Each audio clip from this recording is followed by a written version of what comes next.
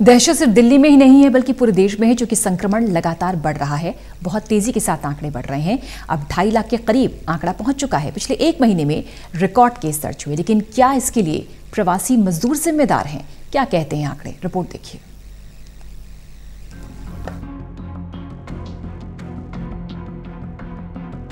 भारत में संक्रमण बहुत तेजी से फैल रहा है। देश में संक्रमण का आंकड़ा 2,37,000 के पार हो चुका है। लॉकडाउन के 4 भागों के बाद ये आंकड़ा 2 लाख को पार कर गया और अब देश में अनलॉक 1 चल रहा है, जिसके अगले चरण में मंदिर, रेस्टोरेंट और होटल भी खुलेंगे।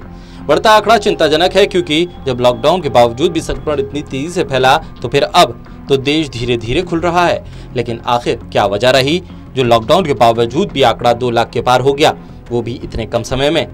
क्या इसके लिए प्रवासी मजदूर जिम्मेदार हैं? आंकड़े बताते हैं कि प्रवासी मजदूरों की वापसी के बाद उत्तर प्रदेश में कोरोना संक्रमण के आंकड़े तेजी से बढ़े। वहीं संक्रमण का दायरा कस्बों और गांव तक फैल चुका है। रिपोर्ट बताती है गांव में तब तक संक्रमण के कोई मामले नहीं थे जब तक प्रवासी मजदूरों और अन्य लोगों की बड़ी संख्या में वापसी शुरू नहीं हुई थी। उत्तर प्रदेश में कोरोना संक्रमित लोगों का आंकड़ा 10,000 के करीब पहुंचने वाला है।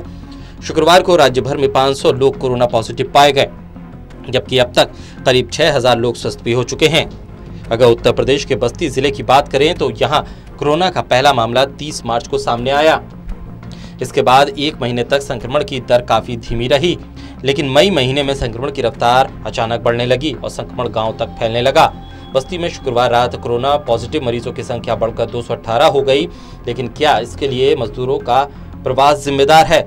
इस बारे में बस्ती के जिलाधिकारी आशुतोष रंजन का कहना है कि जिले में दहशत का माहौल नहीं है, क्योंकि जिले में अब तक जितने भी पॉजिटिव केस आए वो सभी प्रवासी हैं। प्रयागराज में संक्रमण के मामलों पर नजर डालें तो यहाँ संक्रमण का पहला मामला 5 अप्रैल को सामने आया था और अब यहाँ पॉजिटिव मामलों की संख्या 113 है और इसमें से ज्यादातर ग्रामीण इलाकों के हैं और प्रवासी।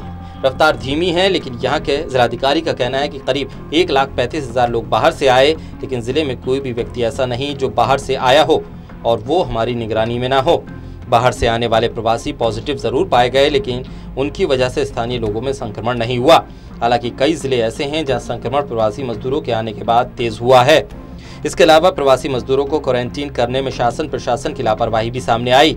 साथ ही राज्य के तमाम जगहों से आए दिन क्वारंटीन सेंटर से लोगों के भागने की खबर भी सामने आती रही और फिर अव्यवस्थाओं को लेकर शिकायतें करने की खबरें भी रहीं।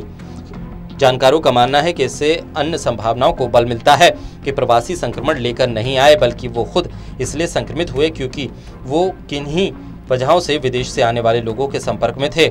ऐसे में इन संभावनाओं से इनकार नहीं किया जा सकता कि प्रवासी मजदूर अपने साथ संक्रमण को भी कई राज्यों में लेकर गए, लेकिन उनके क्वारंटीन के लिए उचित व्यवस्था ना होना, उनको भेजने के लिए उचित साधन का ना होना और उनके प्रवास की नौबत ना आना कई ऐसे बड़े सवालिया निशान खड़े करता है।